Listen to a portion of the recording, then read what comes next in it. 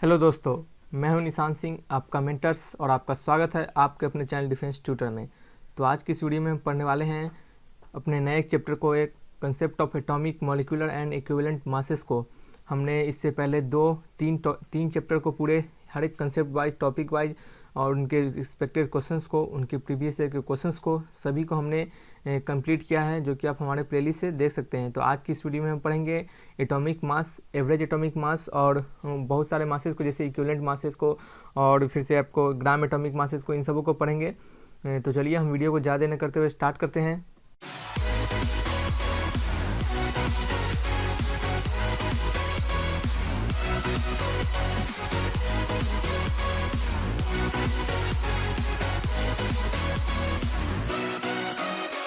Atom of an element as compared to 1/12 of the mass of one atom of carbon 12।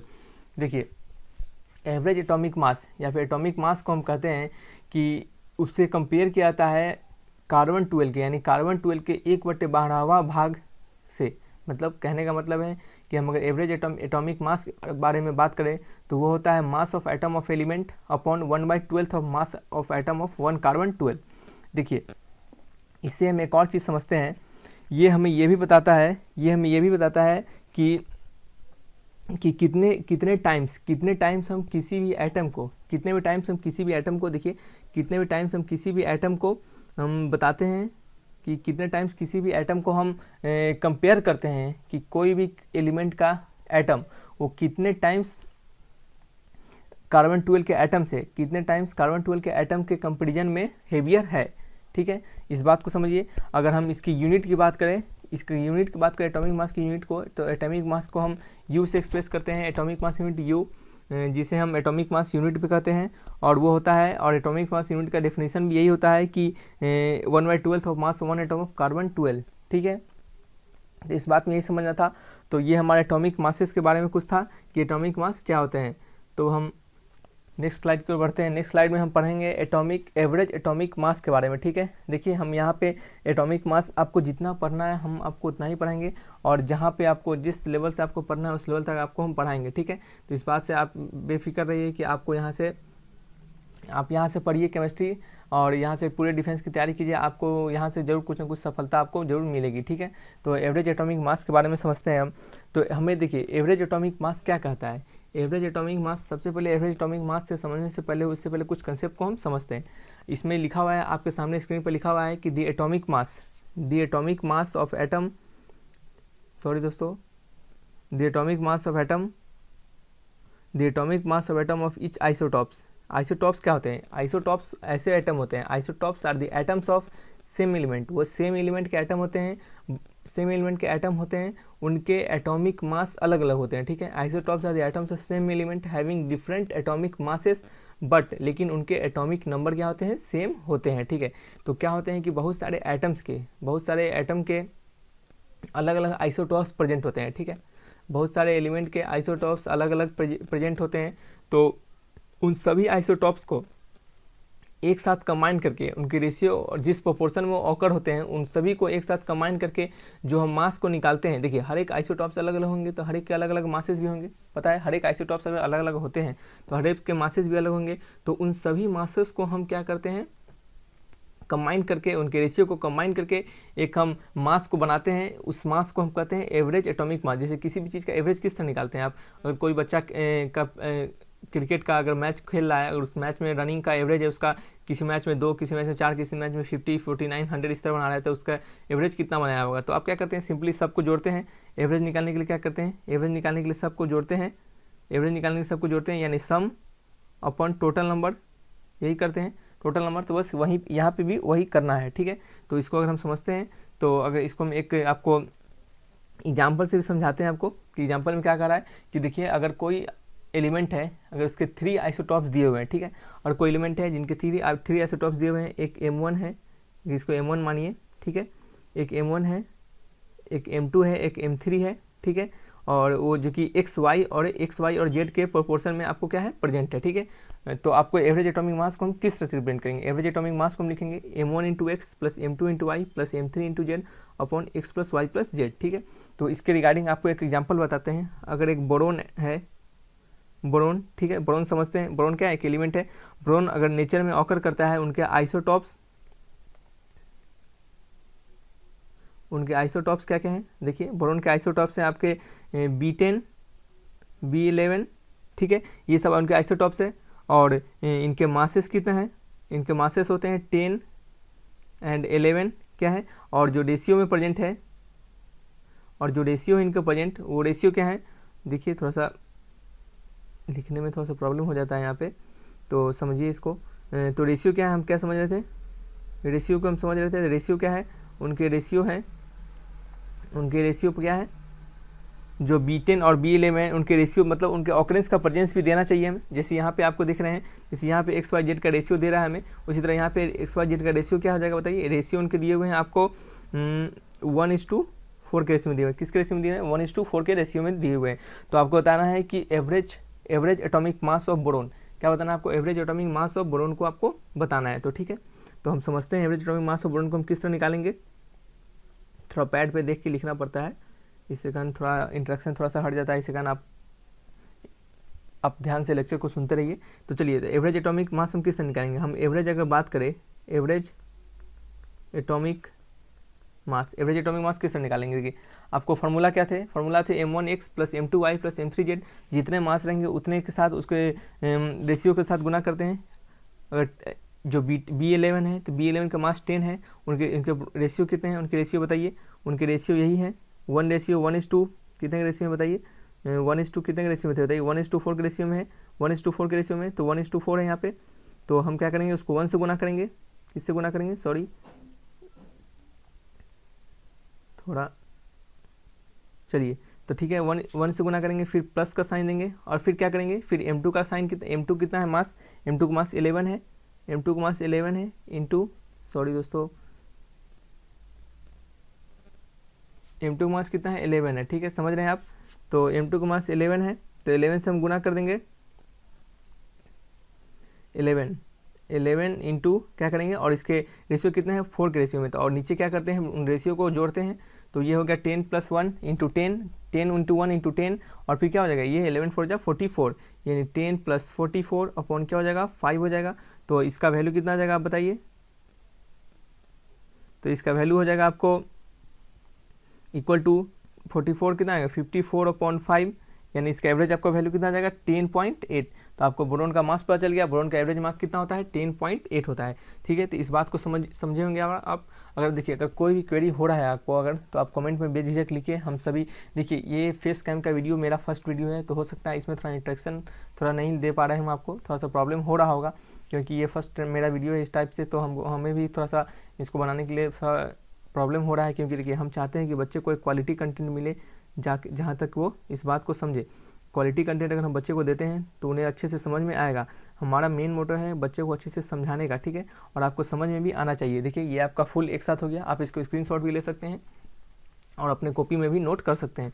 तो ये हमारा first इस type का lecture है, तो हमारे प्रॉब्लम को आप समझिएगा। हम प्रॉपर इंटरेक्शन अगर नहीं दे पा रहे होंगे तो इस बात को थोड़ा सा समझिएगा, ठीक है। तो हम समझाना चाहते हैं कि यहाँ पे देखिए एक पेन टैब पे लिखने में थोड़ा सा क्या होता है, प्रॉब्लम होता है। तो उसी प्रॉब्लम को नया है तो उसको फेस करना पड़ता है, ठीक है। तो चलिए हम समझते हैं नेक्स्ट अपने स्लाइड्स में हम क्या पढ़ने वाले हैं। नेक्स्ट स्लाइड में पढ़ेंगे हम ग्राम एटॉमिक मास को। देखिए सिंपली ग्राम एटॉमिक मास क्या होता है, ठीक है। ग्राम एटॉमिक मास होता है कि अगर हम देखिए एटॉमिक मास क्या होता है, एटॉमिक मास आपको बता दिए। एटॉमिक मास ऐसे होते हैं कि वो मास को हम ऐसे मास को हम किसी भी एटॉम के मास को अगर हम कंपेयर करते हैं 1/12 of the mass of carbon 12 से, वो क्या होते हैं, वो हमें एटॉमिक मास देते हैं। और एटॉमिक मास की यूनिट क्या होते हैं, यू होते हैं। एटॉमिक मास यूनिट यू, ठीक है। एटॉमिक मास यूनिट क्या होते हैं, एटॉमिक मास यूनिट यू होते हैं, यू, ठीक है। तो देखिए हम एटॉमिक मास ऑफ एलिमेंट, अगर किसी भी एटॉमिक मास ऑफ एलिमेंट को अगर हम उसको ग्राम में एक्सप्रेस कर दे, simple atomic mass of element को हम ग्राम में एक्सप्रेस कर दे, तो वो क्या हो गया, ग्राम एटॉमिक मास हो गया। बस सिंपल ये समझना है, atomic mass is expressed in gram, the atomic mass of element express in gram is called gram atomic mass, ठीक है। जैसे एग्जांपल समझिए, एक अगर atomic mass of oxygen O2, atomic mass oxygen O2, और O2 का मास, O2 का नहीं, अगर सीधे हम ऑक्सीजन की बात करें, ये एटम की बात हो रही है, यहाँ मॉलिक्यूल की बात नहीं हो रही है, तो एटम की बात करें, तो अगर एटॉमिक मास ऑफ एटम क्या होते हैं, एटॉमिक मास ऑफ ऑक्सीजन क्या होते हैं बताइए। ऑक्सीजन का एटॉमिक नंबर 8 होते हैं, 8 होते हैं एटॉमिक नंबर। तो उनके मास कितना होंगे, 16 होते हैं और 16 U होते हैं, ठीक है, एटॉमिक मास यूनिट। और इसी को हम अगर 16 U ना लिख के 16 ग्राम लिखते हैं तो ये हो गया आपका simple atomic mass unit, gram atomic mass. अगर आप U को अगर ग्राम एक्सप्रेस कर रहे हैं तो ये हो गया ग्राम एटॉमिक मास, और U में रख रहे हैं तो सीधे एटॉमिक मास हो गया, ठीक है। और दूसरे एलिमेंट की बात करें, नाइट्रोजन की बात करें, चलिए नाइट्रोजन का कितना होता है, नाइट्रोजन का होता है मास 7U, सॉरी एटॉमिक नंबर होता है, एटॉमिक नंबर। और एटॉमिक मास की बात करें, एटॉमिक मास की बात करें तो 14U, अगर इसको हम 14 ग्राम लिख देते हैं, 14 ग्राम, तो ये बस यही हो गया आपका, क्या हो गया, atomic mass, gram atomic mass हो गया। बस इतना ही समझना है, ठीक है, क्या हो गया आपका, ग्राम एटॉमिक मास हो गया। तो नेक्स्ट स्लाइड में हम क्या समझेंगे, नेक्स्ट स्लाइड में हम समझेंगे अपने मॉलिक्यूलर मास को, ठीक है। मॉलिक्यूलर मास को देखिए, इस चैप्टर आपको पूरे केमिस्ट्री के लिए हमने कंसेप्ट को पूरे एक लेक्चर स्टार्ट किए हैं एनडीए केमिस्ट्री कंप्लीट कोर्स के, उसमें हम 3 चैप्टर पढ़ा चुके हैं, उस वीडियो को आप जरूर जाके देखें, ठीक है। और हमारा एक ही मेन रहता है कि बच्चों को फ्री ऑफ कॉस्ट पढ़ाया जाए, उन्हें क्वालिटी कंटेंट मिले पढ़ने के लिए। हम आपको जितना पढ़ा रहे हैं आप बेझिझक पढ़िए, यहाँ से जरूर सीखने के लिए आपको कुछ मिलेगा। हम इतना क्वेश्चन एक एक चैप्टर पे करवा दे रहे हैं कि आपको अलग से कहीं पढ़ने का ज़रूरत भी नहीं पड़ेगा, ठीक है। तो इस बात को हम समझिए, और तो हमारे वीडियो को अगर अच्छा लगे तो पूरा देखिए, ठीक है। तो मॉलिक्यूलर मास को समझते हैं, किसको समझते हैं, मॉलिक्यूलर मास को। अगर हम मॉलिक्यूलर मास की बात करें तो सम ऑफ एटॉमिक मासेस, जितने भी एटम प्रेजेंट होंगे उस मॉलिक्यूल में, जितने भी एटम उस मॉलिक्यूल में प्रेजेंट होंगे उन सभी एटम के मास के सम जो होते हैं वही हमें मॉलिक्यूलर मास को बताते हैं। और उस मॉलिक्यूलर मास को हम एक्सप्रेस करते हैं एटॉमिक मास यूनिट U में, ठीक है। देखिए एटॉमिक मास यूनिट, देखिए आप कंफ्यूज नहीं हुए, ये एक यूनिट है, U जो क्या है, एक यूनिट है, U एक यूनिट है, ये एक यूनिट है, बस इतना ही समझिए, दूसरा कुछ नहीं, गलत आप इसको नहीं समझ लीजिए। एटॉमिक मास यूनिट लिखा हुआ है, आप सोचिए यहाँ मॉलिक्यूलर है, यहाँ तो एटॉमिक लिख रहा है, नहीं, एटॉमिक मास यूनिट एक यूनिट है, और यूनिट को आप U से एक्सप्रेस करते हैं, उसको आप मॉलिक्यूलर मास के लिए यूज करते हैं और एटॉमिक मास के लिए भी यूज करते हैं, ठीक है, समझ रहे होंगे।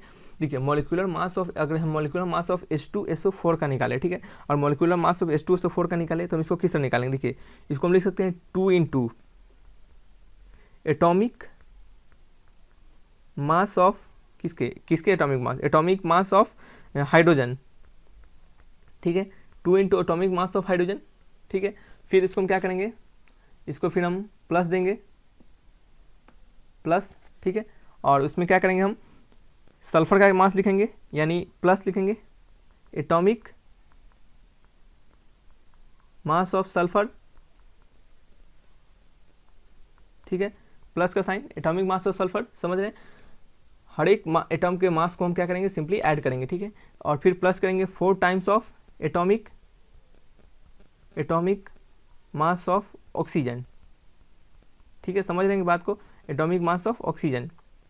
तो अब हम क्या करेंगे यहाँ पे, अब हम यहाँ पे लिखेंगे इक्वल टू देंगे 2 × क्या देंगे, एटॉमिक मास ऑफ हाइड्रोजन कितना होता है, 1 होता है, एटॉमिक मास ऑफ हाइड्रोजन 1 होता है, फिर प्लस का साइन देंगे, एटॉमिक मास ऑफ सल्फर क्या होते हैं बताइए, एटॉमिक मास ऑफ सल्फर का मास कितना होता है, अगर सल्फर का मास, ये ऑक्सीजन का मास 32 है, ऑक्सीजन का मास 16 है, सल्फर का मास क्या होता है, 32 होता है। अगर आप पीरियोडिक टेबल में जाएंगे, ठीक है, अगर आपको एलिमेंट का नाम याद होगा तो आपको लगभग हम समझते हैं 30 तक आपको एटॉमिक मास याद करके रखना चाहिए। वो आपको जनरली क्वेश्चन में नहीं देते हैं, हो सकते हैं आपको क्वेश्चन ना दे, क्योंकि ऐसा है कि बच्चों को इतना तक याद रहता है। अगर आपको उससे ज़्यादा की बात करें, अगर 40 के बाद अप्रॉक्स बात करते हैं, 40 से आगे, तो हम लगभग समझते हैं कि आपको एटॉमिक मास दिया होता है, इस कारण आपको इस बात के लिए फिक्र नहीं होना है, ठीक है। अगर एटॉमिक मास सल्फर की बात करें तो 32 होते हैं, अगर एटॉमिक मास ऑक्सीजन की बात करें तो कितना होते हैं, 16 होते हैं, ठीक है, एक ऑक्सीजन का 16 तो 4 का 16 × 4, ठीक है। इसको आप अगर ऐड करिएगा तो 98 हो जाएगा, ठीक है, क्या हो जाएगा, 98। तो इस बात को आप समझे होंगे, क्या हो जाएगा, 98 हो जाएगा। तो आप देखिए ये हमारा क्वेश्चन था, ये हमारा मॉलिक्यूलर मास के क्या थे, कंसेप्ट थे, उसके रिगार्डिंग एक एग्जांपल हो गया, ठीक है। हम एक इसको छोटा कर दिए हैं कि आप इसे सिंपली नोट कर सके, ठीक है। तो नेक्स्ट समझते हैं, अपने नेक्स्ट स्लाइड में हम क्या समझते हैं इस बार, ठीक है। तो ग्राम मॉलिक्यूलर मास को किसको समझेंगे, ग्राम मॉलिक्यूलर मास, सिंपल, जो ग्राम एटॉमिक मास था उसी तरह सिमिलरली ग्राम मॉलिक्यूलर मास भी है। ग्राम एटॉमिक मास में समझते थे कि किसी भी एटम को मास को अगर हम ग्राम में एक्सप्रेस करते हैं तो वो ग्राम एटॉमिक मास होते हैं।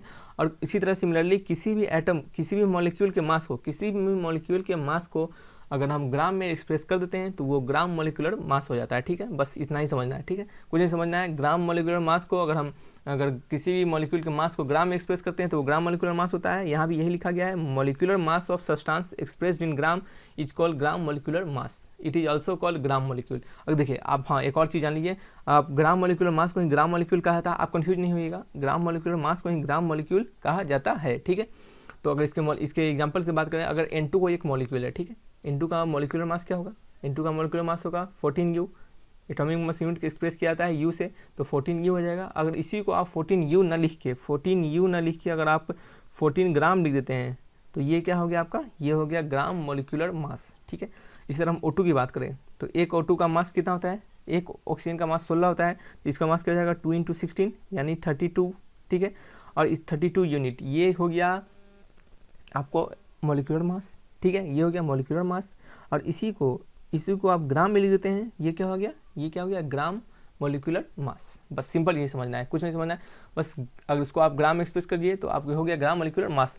हम अपने नेक्स्ट वीडियो के लेक्चर में आपको हम इक्विवेलेंट मास से रिलेटेड एक कंसेप्ट देंगे, क्योंकि इक्विवेलेंट मास से रिलेटेड ही कंसेप्ट ज़्यादा बेहतर है। ये जो आपको बताए हैं अभी हम जितने भी टाइप के मासेस को बताए हैं, ये मासेस में आपको एक एवरेज एटॉमिक मास से क्वेश्चन आ सकते हैं, ठीक है। और एटॉमिक मास से जनरली क्वेश्चन सिंपल आते हैं, जैसे आपको ऐसा तो नहीं है कि ऑक्सीजन का मास पूछेगा, ऐसा इतना सिंपल नहीं देता है, थोड़ा हाँ उसी में थोड़ा एवरेज निकालने के लिए कह देगा, या फिर आपको कह देगा कि बताइए ग्राम मोलिकुलर मास हो सकता है मॉलिक्यूल का मास निकालने के दे दे। वैसे मॉलिक्यूल का मास निकालने नहीं देता है, लेकिन हो सकता है दे दे, ठीक है। अगर ग्राम मॉलिक्यूल के मास की बात करें तो वो भी पूछ सकता है कि ग्राम मॉलिक्यूल हम क्या समझते हैं, इससे क्या समझते हैं। तो एटॉमिक मास, ऐसे मास को जो हम ग्राम में एक्सप्रेस कर देते हैं, किसी भी मास को एटम या मॉलिक्यूल के मास को, तो उसको ग्राम मॉलिक्यूलर मास कहते हैं। बस यही सब सिंपल क्वेश्चन देता है। और हम नेक्स्ट लेक्चर में पढ़ेंगे इक्विवेलेंट मास के बारे में। देखिए आप किसी का भी वीडियो देखिए, पूरा देखिए, अच्छे से देखिए, तब अच्छा समझिए, ठीक है। नेक्स्ट लेक्चर में हम पढ़ेंगे, किसको पढ़ेंगे हम, इक्विवेलेंट मासेस के बारे में। इक्विवेलेंट मास से एक रिगार्डिंग एक डेफिनेशन देंगे और उसको कैसे यूज करते हैं ये भी आपको हम बताएंगे। तो चलिए हम वीडियो को यहीं तक रखते हैं। अगर वीडियो आपको अच्छा लगेगा तो वीडियो को लाइक कीजिए, चैनल को सब्सक्राइब करके बेल आइकन दबाइए ताकि रेगुलर अपडेट आपको मिलता रहे। तो ठीक है दोस्तों, फिर मिलेंगे एक वीडियो के साथ, तब तक के लिए बाय बाय।